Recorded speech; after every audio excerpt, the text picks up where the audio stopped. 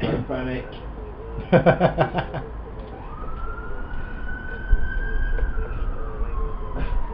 What's that now? 8-4.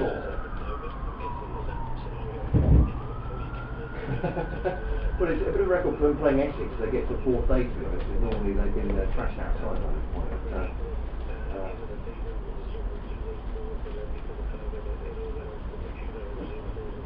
How dare you?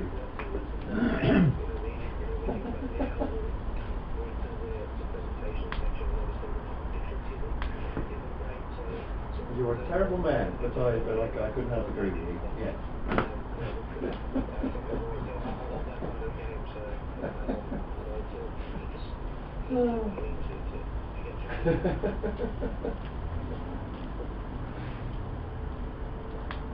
Oh yeah, of course. Yeah.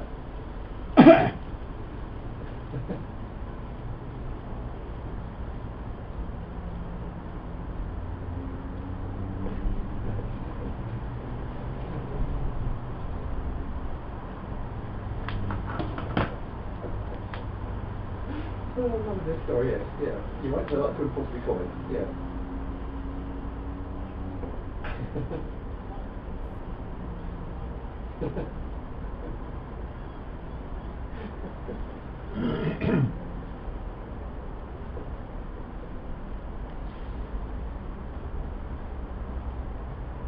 That's a trick. You don't give that impression, but I just got it around the edges, I think.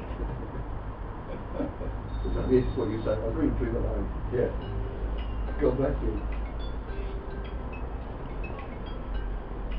Absolutely right, yeah. So yeah, all the way top of the hour and 30 and then except for 1:30. Yes, all 1:30.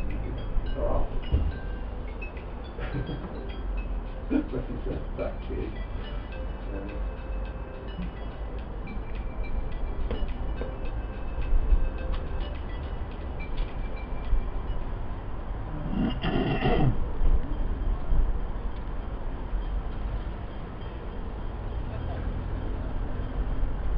Do you know what happened to Ryan Tendescarso?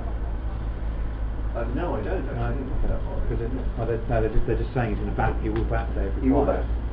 But I don't know what the problem was. He was off all day yesterday. Was he? Okay. Yeah. So I don't know where he'll go back. I mean, he's down the order anyway. So yeah, he's probably back. So I didn't hear that. No, that's fine. Right. So you know when I'll be with you after the update, is that okay, Rob? How do you want to sort the commentary out? Over each? Yeah, alternate overs? Yes, yeah. Yeah, no, I'm happy with that, that's fine, yes. That just keeps me awake, frankly. I don't think it'll be a problem with that today, to be honest. I think we should have an exciting day one way or another. It's not going to be a draw.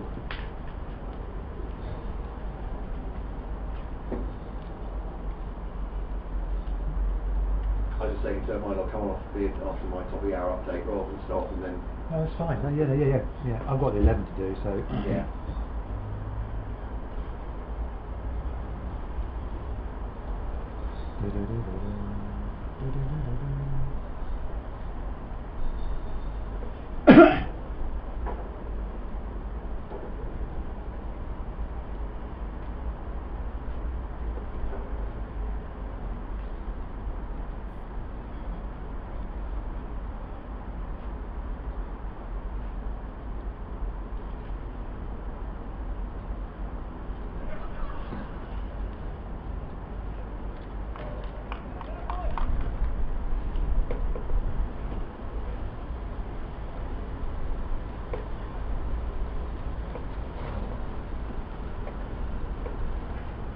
Your email address before I forget. For Sport listeners. Oh, Essex.sport at bbc.co.uk.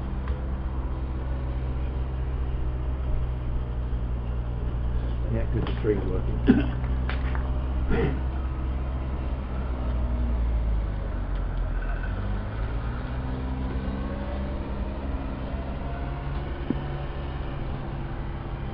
Well, a very good morning to you and welcome to the county ground in Chelmsford for the fourth and final day of this Bob Willis Trophy match between Essex and Kent. I'm Glenn Speller from BBC Essex, shortly to be joined by Matt Cole from BBC Radio Kent. And two results you would think possible today. You would think the draw is very much off the table now.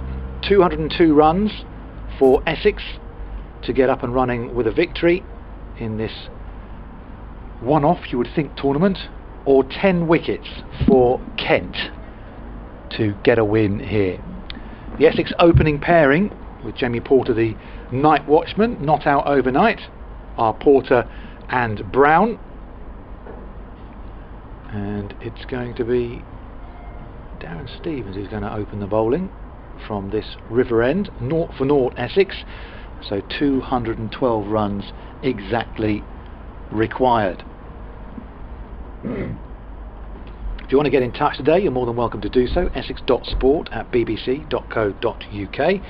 You can drop us a tweet as well at BBC Essex Sport, and we'll give you the Kent contact details once Matt joins us. I should be updating the BBC Essex News at 11 AM, but we're all set to get underway here. Stevens is bowling to 3 slips. First ball of the day then.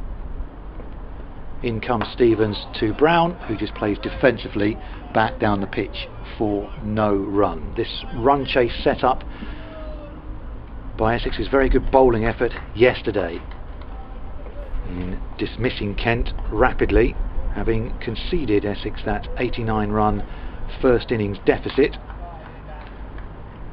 As Stevens turns at the end of his relatively short run these days, is in and bowling to Brown, who off the back foot is forcing into the onside slightly uppishly, but the man at short mid wicket is able to cut that off.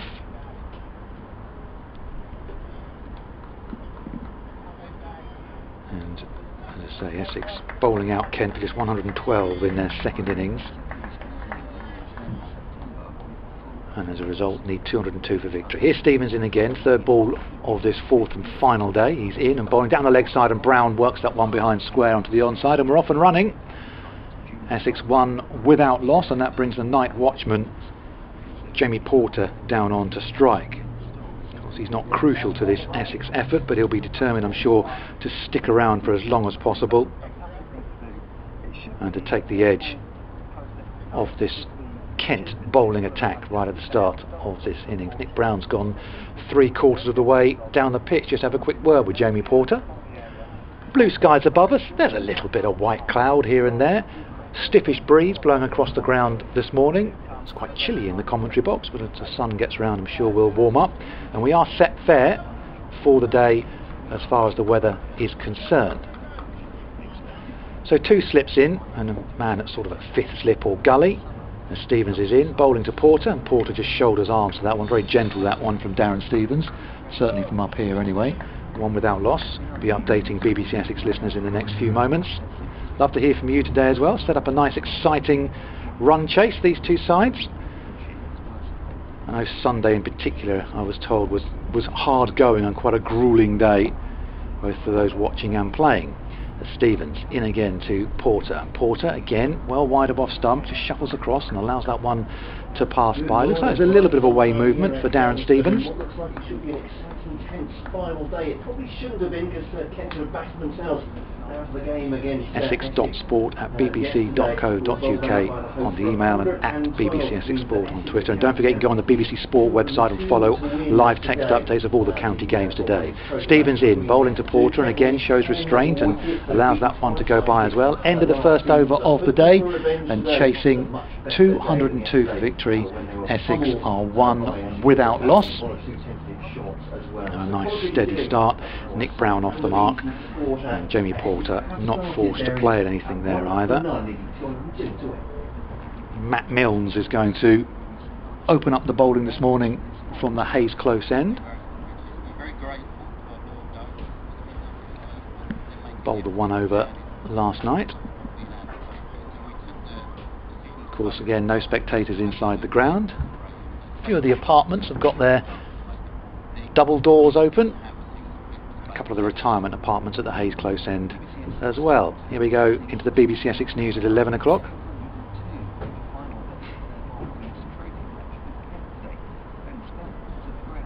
Yes, you would think the draw is very much off the table now, and it's either 10 wickets for Kent to win or the 202 runs for Essex to win. We just had the first over of the day, which has been safely negotiated. Nick Brown getting off the mark with a little drop into the onside, and Jamie Porter faced out the final few deliveries.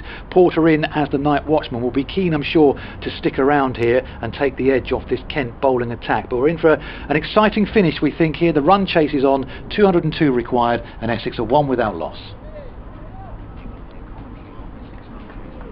A bit slow in getting themselves sorted out for this second over of the morning.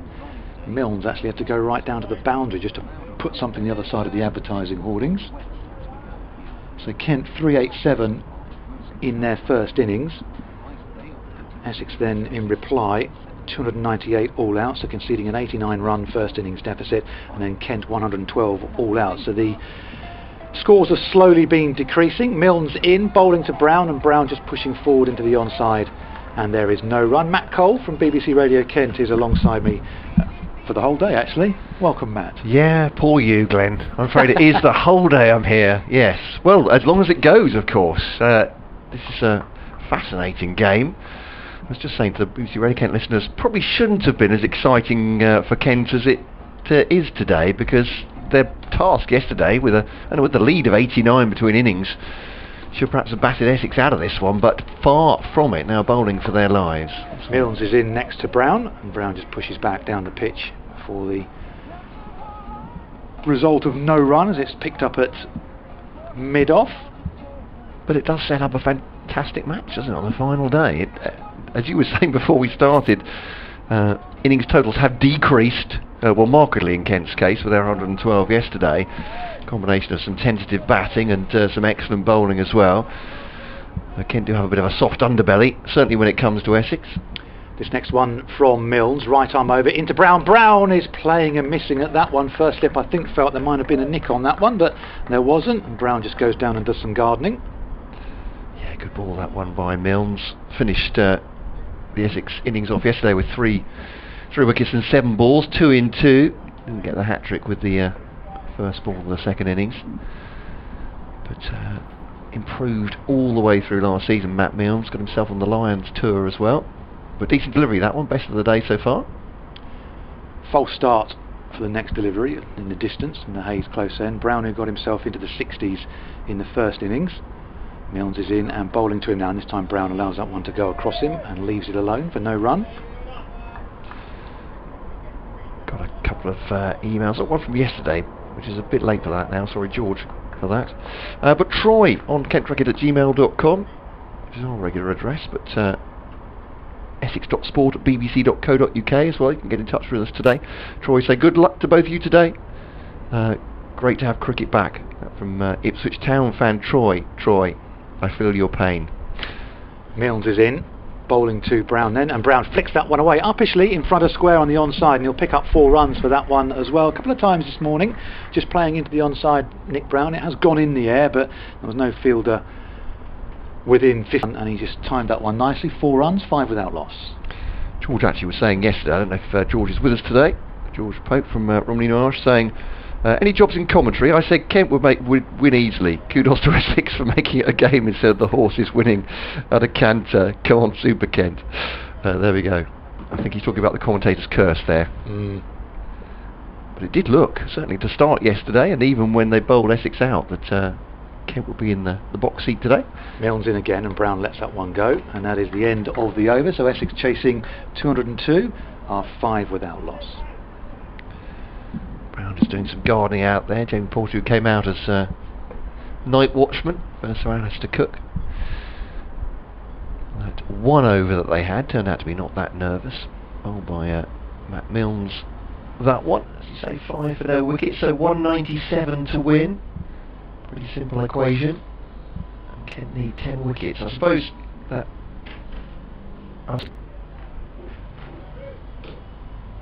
Steve, ardent Essex fan, writing to us from East London on the email. I'll pick up on his email after this ball. Here is Stephen's end from the city end, the river end, just outside the off stump. Kicked it a little bit low, seeming away from Jamie Porter, but confidently. Four successive deliveries now that Stephen's had at Porter, and he's not made him play it. Steve says, good morning, gents. I do hope you're both well. On hearing the interview with Sam Cook last night on the Essex website, it suggested that Ryan Tender-Scarter has a small thigh issue, but he was resting and getting treatment. Yes, we've been told he's on the ground today and will bat if required. Stevens, two slippers and a gully in behind Porter. Inside of the bat, this one presents it, and it's fielding for Ivan Thomas to do. They come through for a comfortable single in the end. Steve says, I'm writing from my spare room, loving the ability to keep a beady eye on the cricket and remain functional. Thank heavens for the invention of the tablet, which is sat in pride of place on my desk. That, by the way, isn't the reason for my email. I wanted to ask you both, really, the balls being used. Last year there was some chatter about the pace at which the balls that were introduced for the 2019 season deteriorated, so much so the Ashes reverted to the 2018 season's balls.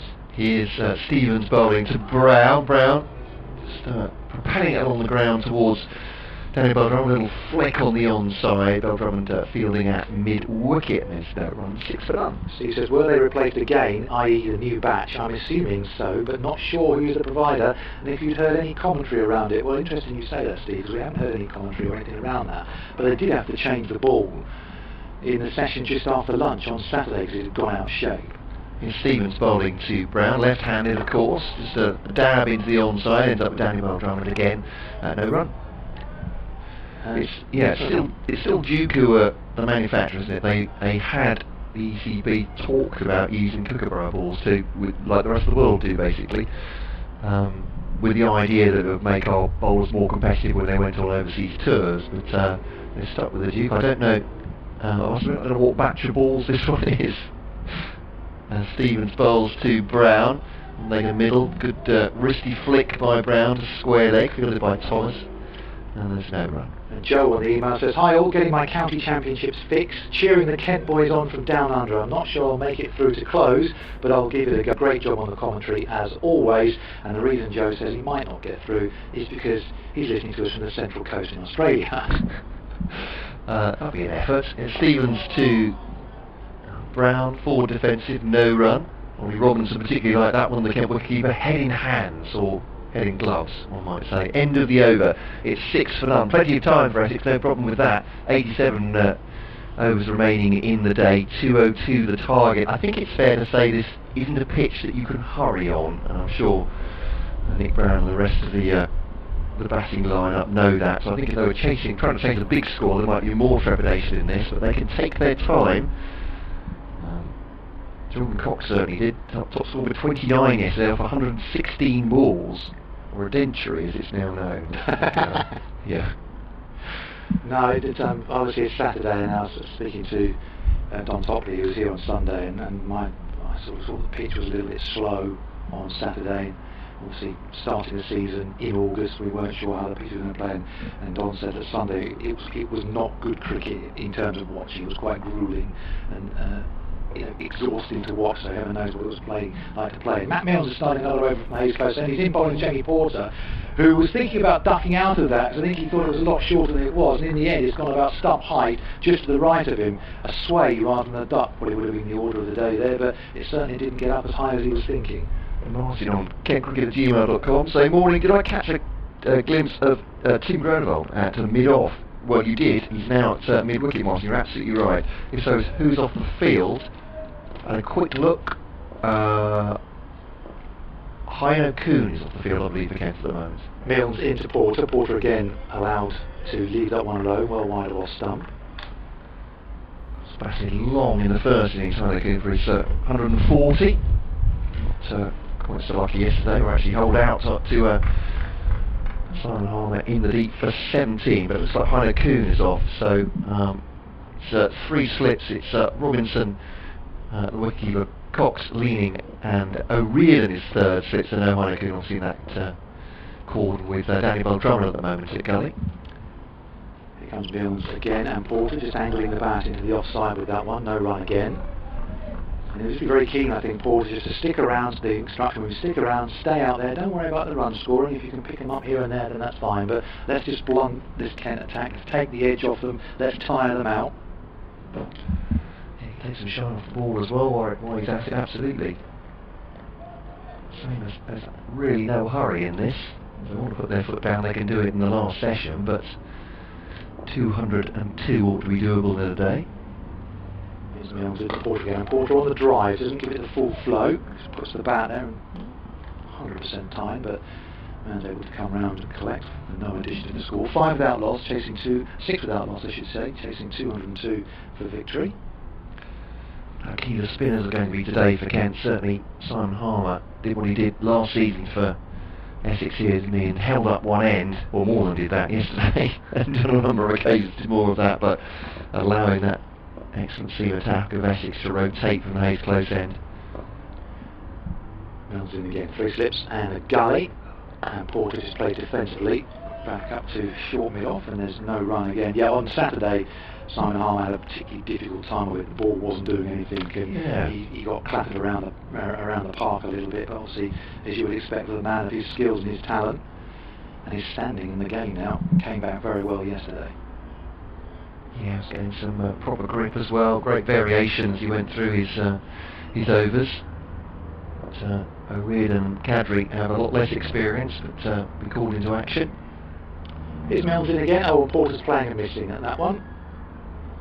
And that is it is the end of the over. Umpires didn't seem any rush to end that one, but it's the end of the over. Maiden from Mills, and it is 6 without loss. Debbie on Twitter, at BBC Essex Sports, says, come on Essex, can Jamie Porter do a Jack Leach, I wonder? Jack Leach famously doing the job well, a couple of times, isn't he? He did it against Ireland, didn't he? And then obviously famously helping Ben Stokes to that victory over Australia. George is bullish on I read his email from yesterday actually, but he's back in touch. George, thank you very much. From Ronnie Marsh on kentcricket@gmail.com. It says, morning, when England players Crawley, Denley and Billings return, who do they come in for? By the way, Kent will wrap up the win before tea. I love your optimism, George. There's many a pessimist watching sport, but George has Kent Steamroller doing Essex 4T. Shouldn't laugh, it could well happen. Down the leg side, tumbling stop by Ollie Robinson. It's a good question. I'm not sure they'll all come back at the same time, George, anyway, to this batting lineup, those 3 players, but I think Sam Billings will be the first to return, if I'm right in saying. They may have a bit of Joe Denley when he recovers from his back spasms, because he's for the one-day squad as well, and then perhaps Zach Crawley, probably more towards the T20s when those test players will be released. Ball back with Darren Stevens, just pushed that defensive forward. Did Nick Brown, no run. So the same for Dan Lawrence, presumably, is that he will return, but probably not until the end of the month from the test bubble. It's part of the test bubble and part of this England setup, and very much part of the England setup. Now scored a lot of runs for the Lions in the winter. Yeah. Here's Stevens to Brown, leg in middle there. Little stare at Brown as Stevens. We were talking to a few people about Dan Lawrence, and Sir Alistair Cook we were talking to on Thursday about him, about what sort of future. He's got a big future, he said, if he just keeps going as he is. Said, if you look at his figures in county cricket, maybe not as good as he would have liked, but if you look at the runs when Darren Lawrence scores runs, they're tough runs and runs in situations where they're really needed.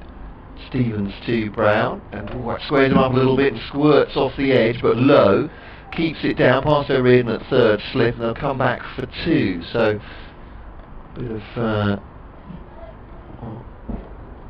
joy for Stevens, you might say, not with the wicket, but certainly taking the edge of Brown, experienced batsman, obviously. Stevenson scored 50 in the first innings. Got a man on the drive for him, fairly close. Well, 3 strips away is Daniel Bell Drummond at mid-wicket. Those 3 slips in for him. Stevens bowls now to Brown. Just drops this into the offside, goes for a quick run. Well run that as well. Called him through quickly. And Porter ably backing up, so that's a single. Not someone close, so close obviously in the covers, as we've just seen. 9 for no wicket. Field changes for Porter. They've got actually O'Riordan going much more to gully there. And Cadbury's at point. Bell Drummond captain stays where he is, but closer on the offside. As Porter's right-handed, mid-on, mid-off, mid-wicket, long leg. Stevens bowls now to Porter, very upright in his address, on the drive up to mid-off, where Grant Stewart fields with number 9 on his back and the cap on his head, and that is the end of the over. So Essex 9 for no wickets, still requiring 193 to win, but no breakthrough for Kent so far. A couple of whistles past the edge, but otherwise these two have negotiated pretty well, you'd say. Yeah, at the moment it looks okay, doesn't it? So Kent just bowlers just feeling their way into the day. But yeah, just on Dan Lawrence as well, you would feel that with the way the England batting is at the moment, he's going to get a chance at some point, even if it's just on about rotating a few players, he's going to get a chance sooner or later. And say the figures, he's up in the 30s average. You can look at Marcus Trescothick when he was pulled into the England squad. His figures were not spectacular for Somerset at the time. As Matt Milnes comes in from that Hayes close end, coming towards us into Brown on the drive, but he's got too much on it for his liking in the end, because it's gone straight to the man at mid-off. It's a beautiful straight drive, but straight to the man for no addition to the scoreline. And sometimes it's just players just feel more comfortable at that level, and he will get a chance. It's successive centuries he scored for the Lions in the winter, and obviously Kent have got Zach Crawley in there at the moment. Milnes is in again, quite still around the county ground now, and Brown on length leaves that one alone, and it's through for no addition to the scoreline. 9 without loss, so further 193 runs required for Essex, and still the 10 wickets for Kent at the moment. Kent can get a couple and just put a few butterflies in amongst that Essex batting line-up in the changing rooms, then the game well and truly is afoot. Yeah, that's key, isn't it? Pressure at the moment. I would say Brown's particularly negotiating things pretty well this morning, but we did see a bit of variable bounce yesterday. Milnes in again, and a few roos and R's, but Brown just plays straight up to mid-on for no addition. It's all very quiet around the ground at the moment, apart from what's going on in the field. It's just a shame to have that hubbub. Yeah, absolutely. People will still be coming into the ground and finding their seats at this stage, wouldn't they? Sun cream and lotions will be being applied. I think 4 glorious sunny days in August, with a weekend start as well, you get a good number. Here's Milnes again. Oh, Brown playing and missing at that one, and Milnes just beginning to get the radar right. Nothing Nick Brown could do about that one as it went through, but without taking the edge. Yeah, good ball again. Milnes is an emerging cricketer. Kent signing from Nottinghamshire, had a great breakthrough season last year. Everyone stepping into the unknown, I suppose, from Kent, having been promoted last season, but would Milnes work out? Would some of the top 6 work out? They had a good season all over. Well, he did again. Having bothered Brown. That one keeps a bit low as it goes past off stump, and Brown just shouldering after that one for no run. Darren on Twitter at BBC Essex Sports says, hopefully the boys get over the line. I'm going to hopefully get a signed shirt if we manage to get the victory. It depends on the victory then, is it? It would appear so. Otherwise I'm sure I don't want it now. not interested. You think it's from his point of view? He turned it down. If you guys can't do that, then I don't. You can't beat this lot. At BBC Essex Sport on Twitter, or essex.sport at bbc.co.uk. The email and the Kent details again, Matt? kentcricket@gmail.com. Our email address, got one from Paul here. Milnes in again. 3 slips. Oh, Brown again is playing down the line of that one, but he goes past the outside edge and taken, and then that's probably the closest one of the lot. Is the end of the over? Successive maidens now for Matt Milnes. 4 overs, 3 maidens, none for 4, and Essex remain 9 without loss. At the risk of repeating myself, and saying this to Paul yesterday, is that Milnes worked as a strike bowler, so plenty of wickets last season. Perhaps the economy suffered for that, for him to strive for that. But he's certainly in the first innings and this innings as well, particularly in the practice match, looked very, very tight indeed, very mean in terms of giving away runs, which can only be a good thing for his future.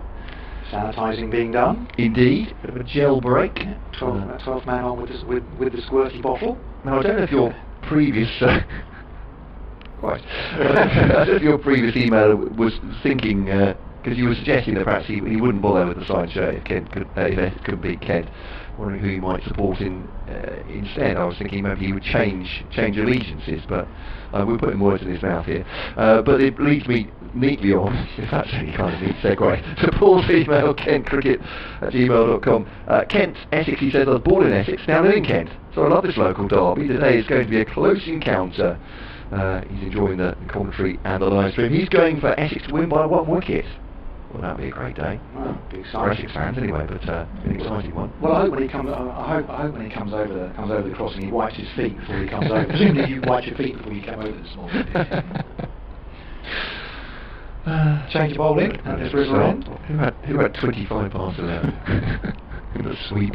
It's Grant Stewart indeed, replacing Darren Stevens from the River End to Porter. Well, the dangles about that one outside the offside, goes to the wicket keeper, but no great shout from the assembled ranks behind him. In fact, it is just 2 slips in the gully now. But the figure on the offside is fairly close, so definitely on the one. Harry Cadry at point. Bell Drummond at extra cover now, and Stevens at mid-off. So here is Stewart bundling in. Low ball just kept well down as well by Porter to third slip or gully, probably more like. O'Riordan fielded well low down, bounced a couple of times, but there's no real alarms, just kept it down. Stewart all-rounder. Australian with a Italian passport is how he found himself in Kent, playing for Sandwich Town as well. Bowls now to Porter, who defends this as the offside, and Harry Cadry will jog in from point to field that one. Tosses it one-handed to his floppy-hatted captain, Daniel Bell Drummond. We batted very well on Saturday, Grant Stewart, and it was LBW, I think to his surprise, to Ryan Tenduscarter, having made 37 from 41 deliveries and struck the ball very well. So not so good yesterday, but he's not alone in that. Is Stewart to Porter, and just angles that past gully. Yes, nicely played indeed. It might go away for 4. No, O'Riordan's going to hold it up before it gets to the rope, and they'll come through for 2 though. They go on to 11 for none, and 191 to win. Paul has 3 now, Brown has 8 here on BBC Essex and BBC Radio Kent. Stewart's first over, first runs off it as well. Mills has none for 4. Those only bowled 3 overs today. Bowled the main last night. It's 4 overs, 3 mains, none for 4 for Mills. Plenty of time. Don't need to worry about Mills keeping the runs down. Essex seem to keep their wickets intact. Getting their Porter solidly behind this one. Out to Daniel Bell Drummond, and there's no run. We already have a winner in this group, Sussex. Yeah, seeing off Hampshire. When you looked at the Sussex first innings, you thought they might be in trouble, but Hampshire's batting just wasn't up to it in reply, and Sussex eventually cantering home. The other game still being played in this group, heading for a draw. Surrey against Middlesex. Middlesex 347 for 6 declared. Surrey 282 all out, and Middlesex 213 for 5, lead by 278 runs. Stewart then to Porter. Played a miss at that one, through to the wicket keeper. I think he did a little bit of jiggery pokery, trying to fool the batsman, the bowler rather, into thinking that he hadn't played at it. But good rising delivery from Stewart. But having said that, he got inside the line, and through the wicket keeper, so no breakthrough for Kent. And we are now through how many overs this morning? 8 this morning. Just looking at that, 7 this morning. Beg your pardon. 83 remaining, with Essex 11 for none. Elsewhere, in the north section, rain delay. Derbyshire need 229 more runs to beat Nottinghamshire. They're 136 for 1. Durham, Yorkshire, no play before lunch there due to rain. Yorkshire chasing a victory target in that one, 103 for 3. Lancashire, Leicestershire, and Lancashire lead Leicestershire by 26 runs with 6 second innings wickets remaining. New over from the Hayes close end then. Matt Milnes continues, is in and bowling to Nick Brown. Brown just pushing forcefully out to the offside, but stopped by the man at extra cover. And then in the central section, Gloucestershire trail Worcestershire by 1 run with 7 second innings wickets remaining. They're 160 for 3. Somerset Glamorgan. Glamorgan needs a further 309 runs for victory there, with just 4 wickets intact, so that will end soon, you would think. And Northants lead Warwickshire at Edgbaston by 113 runs, with 4 second innings wickets remaining off their very poor effort in the first innings. Milnes in, bowling to Brown. Brown lets that one pass by, no run. And Matt is just off to update listeners at BBC Radio Kent on the relatively gentle opening to this 4th and final day of the opening round of Bob Willis Trophy matches. Don't forget, if you go on the BBC Sport website, open another web browser and you can follow all the text updates from all around the country as well and get a flavour of what's going on. And then there's little video snippets go up there as well of wickets falling, centuries and runs being made as well. Really good service, that one. And Milnes is in, bouncer, which Brown just comfortably ducks under and then scores his mark once again as though it never happened at all. And the guy's doing a great job on that text service. bbc.co.uk/sports, and go on the cricket pages there. Don't forget England in action in the 3rd final one-dayer against Ireland as well, having already taken the series 2-0, not without the odd wobble here and there on Saturday in particular. For a moment they lost a clutch of wickets, thought they might be in trouble. Milnes in to Brown, and Brown just pushes back to the bowler, who fields on his follow through. 11 without loss, a further 191 runs required by Essex, 10 wickets still required by Kent. As Matt said, I said the draw was off the table, but the tie could still happen, and that really would be exciting, wouldn't it? Really would have us on the edge of our seat for much of the day. Milnes strolls to the end of his run again, working on the ball, and he's ready and turns ball really tightly and nicely this morning without success so far. He's in the bowling to Brown. Brown pushes back down the pitch, thinks about the single, but mid-off just comes around on the bounce and fields. MFP Marketing on Twitter is loving the enhanced live match zone from Essex Cricket. Yeah, so if you go on the Essex County Cricket website, you can get the live stream, the actual video stream, the pictures there, without commentary over the top as well. So it's almost like watching cricket on the TV really these days, isn't it? And you can do that with the majority of the counties as well. So if games finish elsewhere, you can join another county match somewhere else up and down the country. Just another addition to the service which we offer. As Milnes is in, bowling to Brown. Brown again on length is leaving that one alone as it bounces well over off stump. That is the end of the over, and it's another maiden for Matt Milnes. That is 3 on the bounce now, and Essex remain 9 without loss. 5 overs, 4 maidens, none for 4 for Matt Milnes thus far. At BBC Essex Sport, if you want to drop us a tweet then, and you can email essex.sport@bbc.co.uk. kentcricket@gmail.com is the other way to contact us today. Love to hear from you. Obviously you're frustrated not being able to get in the ground and see some county cricket, but hopefully this is second best as Grant Stewart prepares to start another over from this river end. He's in now and bowling to the right hand of Jamie Porter. That's on middle and leg, and Porter just shuffling across his stumps, but gets some bat on it and worked it into the onside for no run, taken by the man on a relatively short mid wicket. Seem to have found a decent cricketer in Grant Stewart, do Kent, decent all-rounder. So he played very nicely with the bat on Saturday.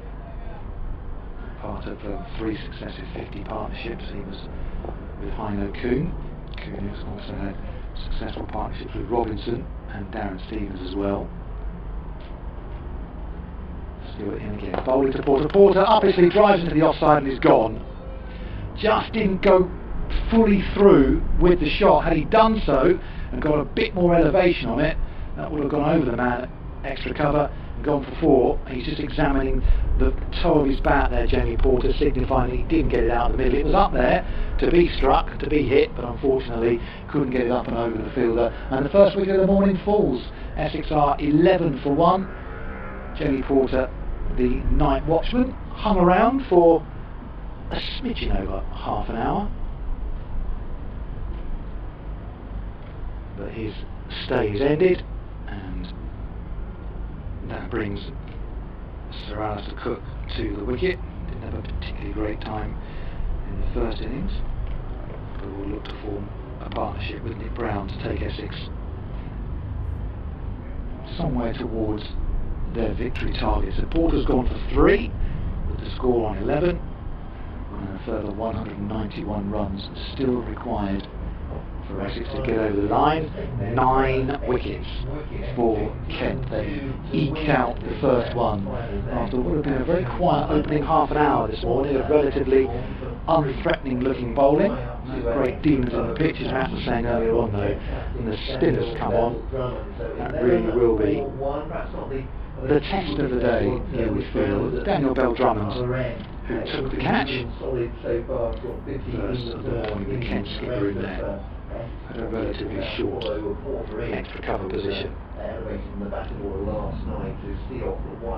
Lots more chatter around the field now as Kent Field there now in the game. With the night watchman importantly has gone, not any of the frontline batsmen for Essex so far. If you missed us right at the top of this morning's coverage, Ryan Tendercarter is on the ground and he will bat if required. Appears to be a slight thigh problem that he has. Been back very well in the first innings. So 11 for 1, and a meeting of minds at this river end. Daniel Bell-Drummond, Darren Stevens, Grant Stewart, all there, chitty-chatting. 2 men stood at regulation first and second slip for Alistair Cook, and then probably gully fifth slip, whichever you want to call it. Here's Sir Alistair Cook's first delivery then of the morning, and he just plays inside that one. Just drags the bat in behind the front pad and is through with no touch whatsoever. Kent are in the game, Matt. He hasn't plugged his microphone in. He's busy tapping away on his laptop. He's just updated listening to BBC Radio 10, and I bet he's doing his online shopping at the same time. Yeah, how many tomatoes do I need? That's the question. You beg your pardon, yes, I've switched over now. Stewart is in bowling to Alistair Cook, who flicks that one away in front of square on behind square on the onside, no run again. Just do with, yeah, a bit of tweeting, bit of updating, and the online shopping. As if anyone get a slot. No, of course not. But yeah, first wicket, not the prize wicket, I suppose, for Kent, but it's a start for them, getting rid of Jamie Porter, who didn't look bad, did he? No, his batting has come on in the last couple of years, really has done so. He'll be disappointed as well, because he would have felt that ball was there to hit. Stewart is in again, bowling to Cook, who leaves that one alone, thought about it, and then just raised the bat away from it. Well, they do say, as the cliche goes, there's only 2 types of lead, but that was close to the off stump, so he judged it well. Felt like it came a little bit back at him, which would be good news from a Kent point of view. Getting that movement into the left-hander. But as you say, it wasn't the prize wicket or one of the front line batsmen, but by the same degree, you don't be wasting energy bowling to the night watchman for ages on end, and the night watchman's job is to do exactly that, fatigue the bowlers. Stewart turns, runs away from us, into Cook again, full delivery, Cook on the drive, gets nothing on it, and is through with no touch and no addition, and that is the end of a very good over from Grant Stewart. He's got the breakthrough, 1 for 2 from his 2 overs, and Essex 11 for 1, chasing 202. Yeah, be pleased with that one, and especially the finish of the over, the first one, the lead very close to the off stump, and that one, the play, that one going across him. Stewart then, decent return from him. Good bowling change as well from Daniel Bell-Drummond, who'll take credit for that as the captain. That's the slip cordon coming along, not quite the saw yesterday. Alistair Cook racing Simon Harmer from end to end, which I gather is quite a common sight. Yeah, the 2 of them sprinting. Younger bucks in the Kent slip cordon with Cox leading and Reardon. Delivery by Milnes who continues just outside the off stump, and there's no run. Milnes starting this 5 overs for 4 runs with 4 maidens as well. So good return in terms of runs conceded from Matt Milnes. We do love that wicket, obviously. Ground facing. Bright sunshine here. We've got quite a lot of thick cloud going over the sun from time to time. And a stiff breeze out there as well. It's very pleasant actually. Warm sunshine and the breeze going across.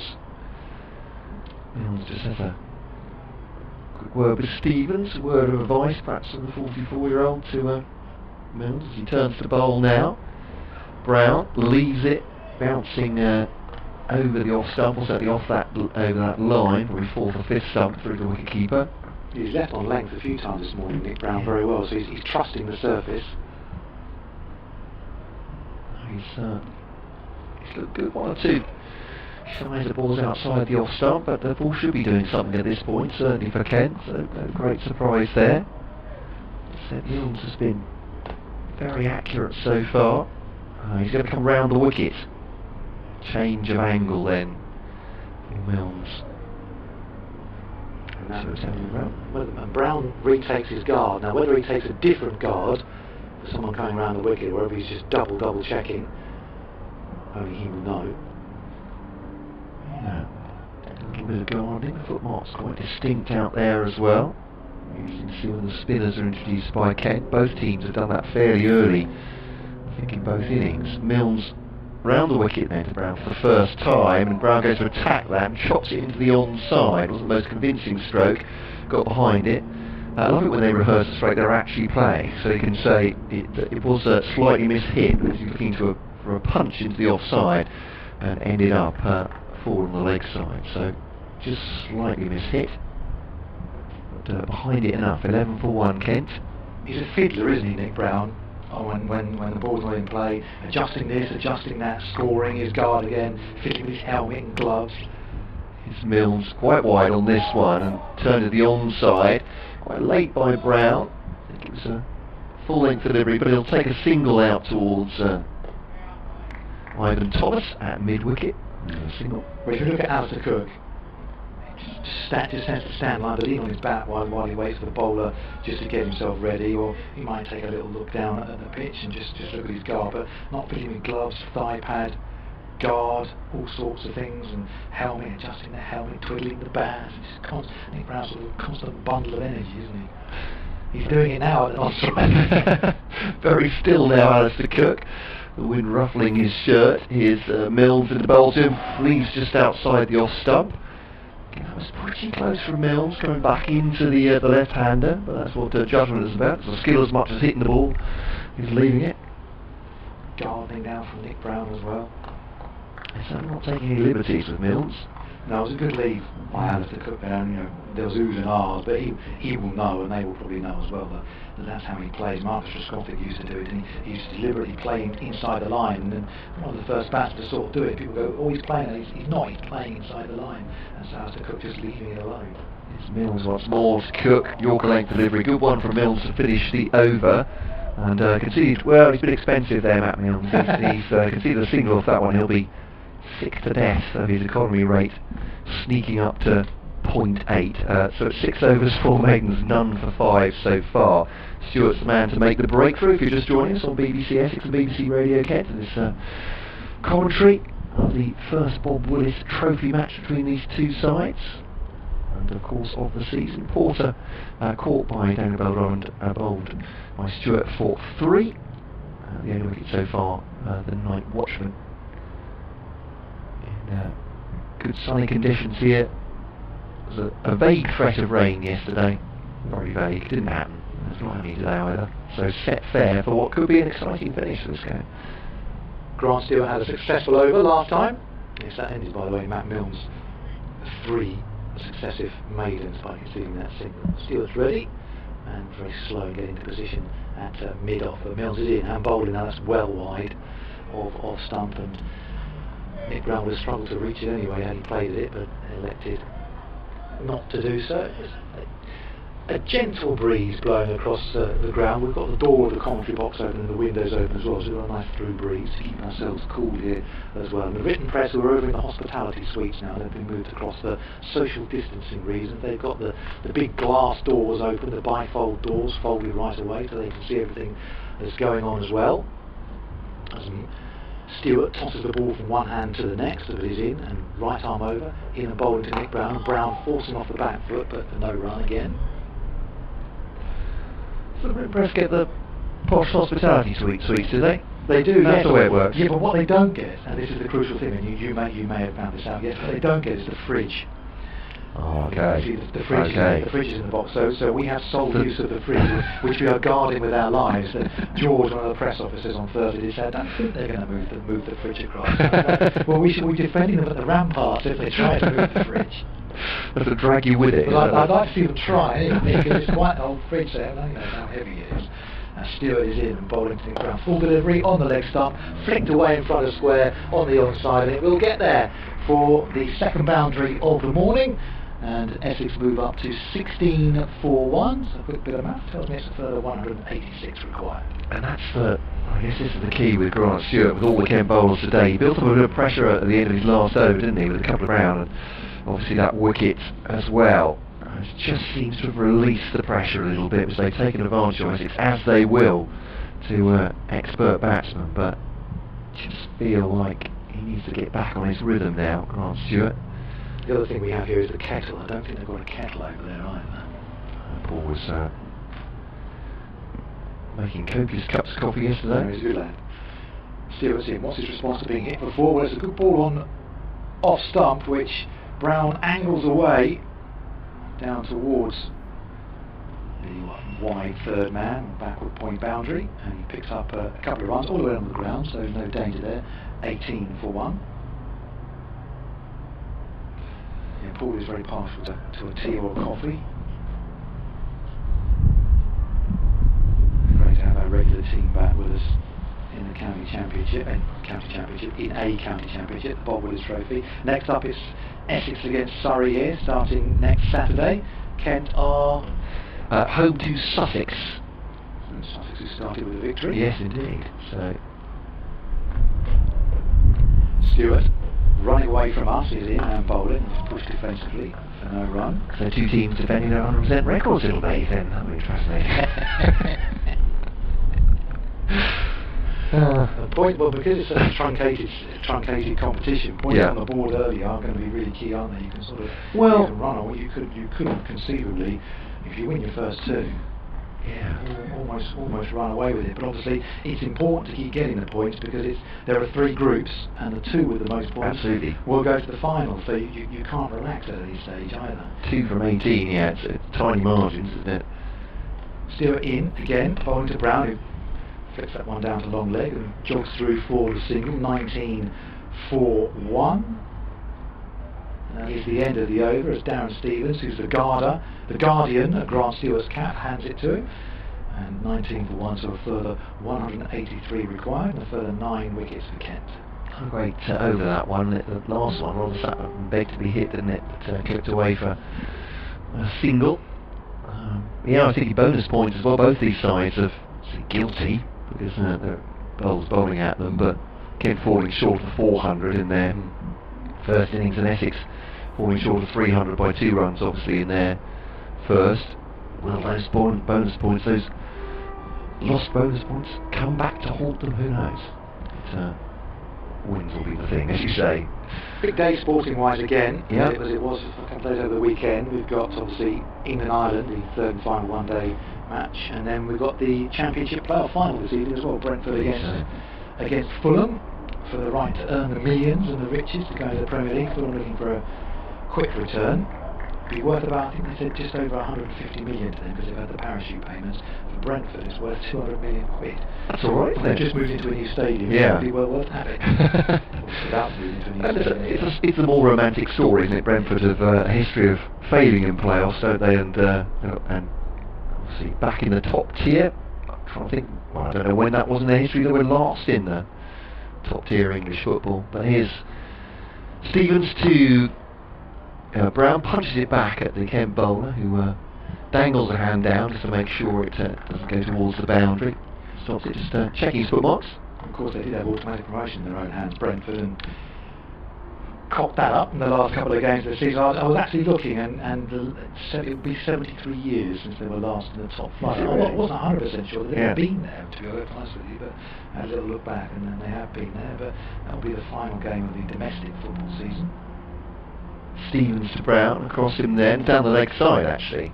I think probably across him was the idea, but just testing leg and middle, straying a little bit, and Robinson dives away to his right to take it, no run. And then we can concentrate solely 100% on England's summer game, the proper summer game, which is cricket, I think for about 10 minutes before next season starts, isn't it?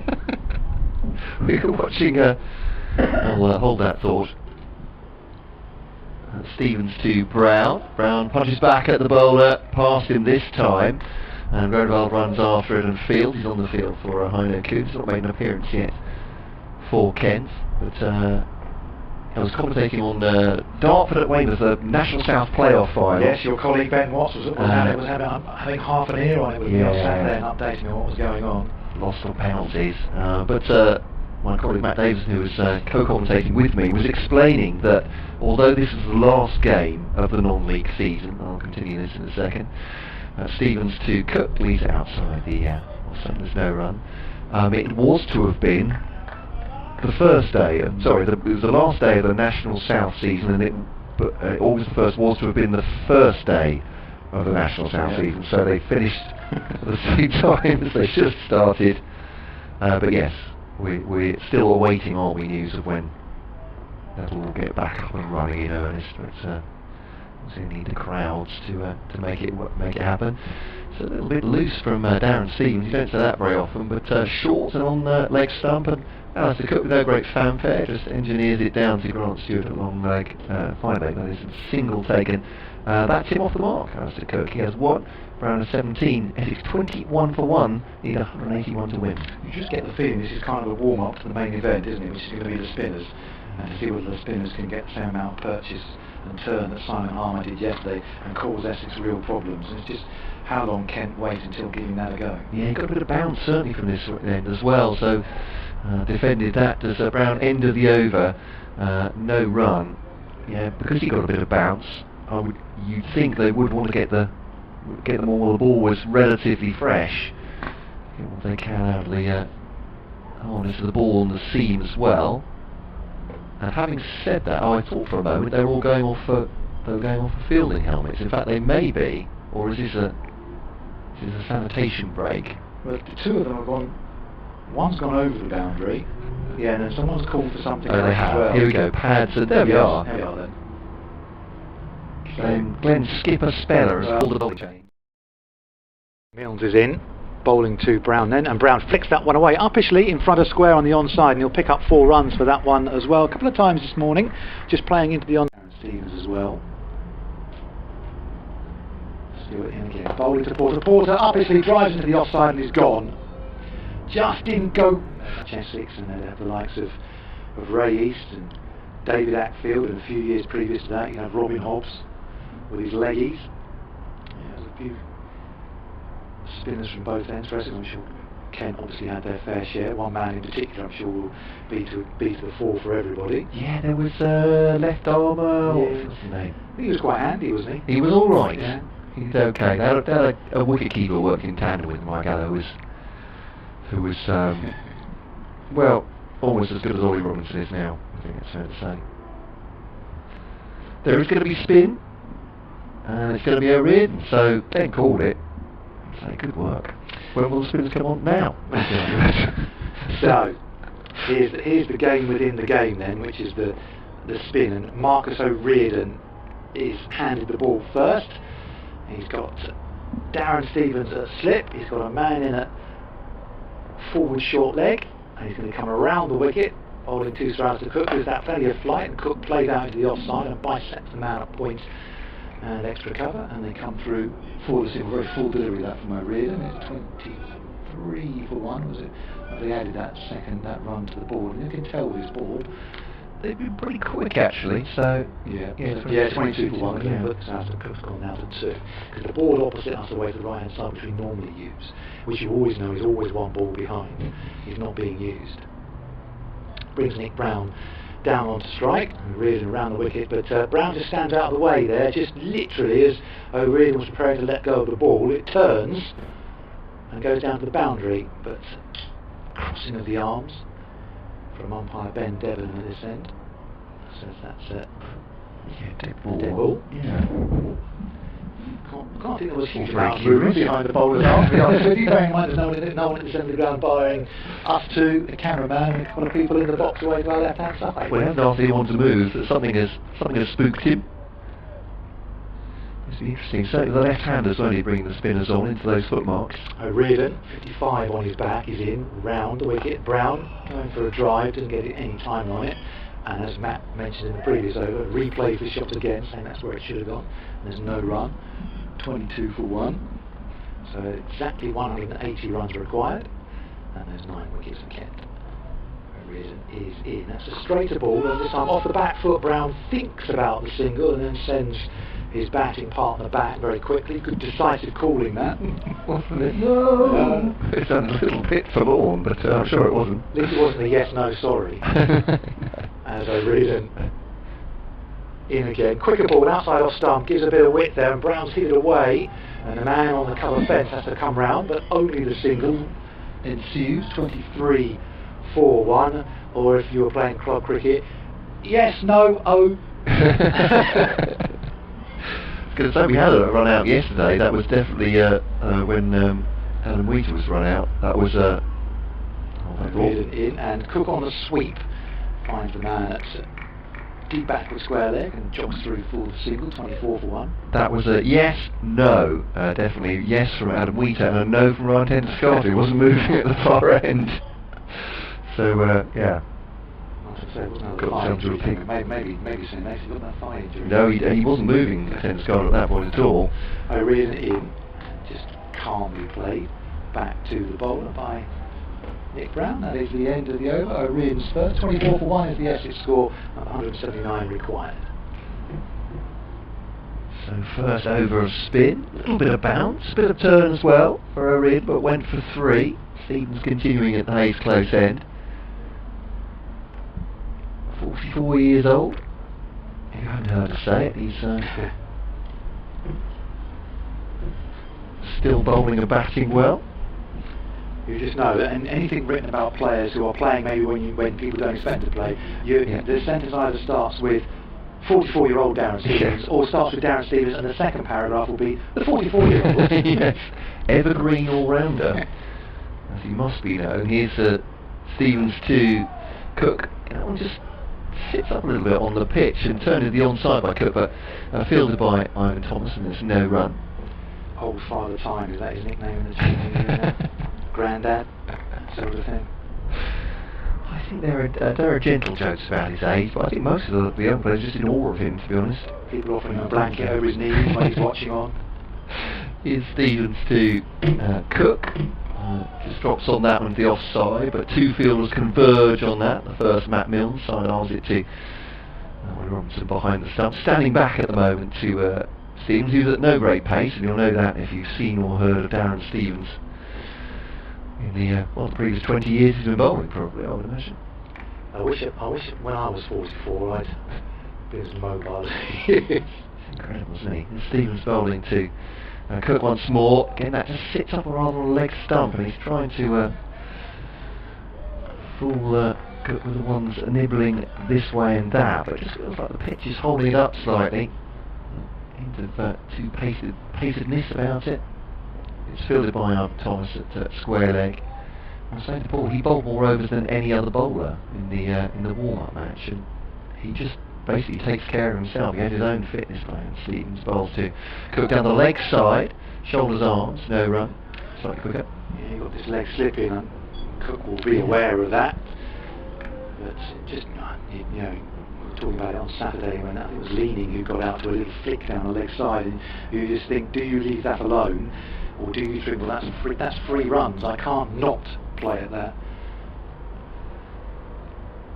Stevens on some more trundles in with his medium paces, nudge into the onside by Alistair Cook, and that'll be fielded by Thomas coming round from square leg, and they'll take a single there comfortably as it went past Annabelle Drummond at a narrowish mid wicket. Yes, 2 slips and a leg slip now.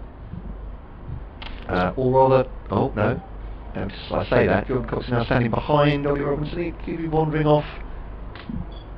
I've walked to first and then asked Darren Stevens where you were. No, go back to where you were. Absolutely fine where you were. Who do you think you are? Did I say you could move?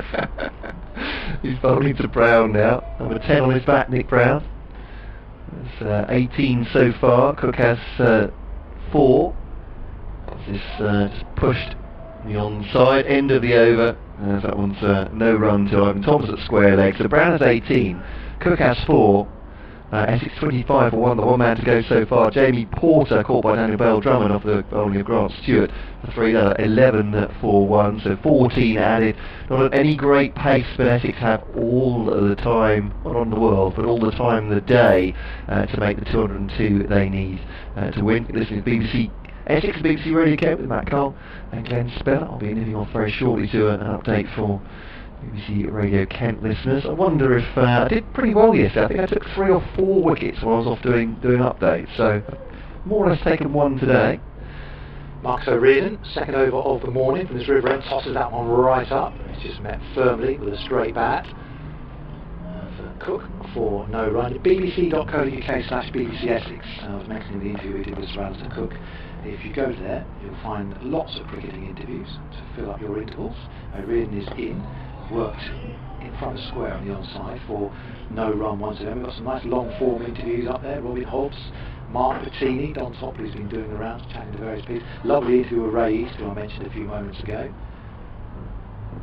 As O'Riordan is in, down the leg side, and just tickled around the corner by Cook. Didn't get too much on it, thought there might be a second there, but the man from deep backward square comes around to tidy up, and just the 1 run at cruise. 26 for 1. We've got some lovely interviews to go up over the next few weeks as well. David Easton, former Essex player and chief executive here for so many years as well, has been talking to Don. As O'Riordan is in, and that's worked in front of square this time on the onside. They come through for the single, 27 for 1. That's bbc.co.uk/BBC Essex. You'll forget the thoughts as well of Tom Wesley in his first season of captaining Essex. Also on Twitter, at BBC Essex Sport, at BBC Essex Sport. You'll get notifications when those interviews go up. O'Riordan in again. On the sweep this time is Cook, and that will go for 4.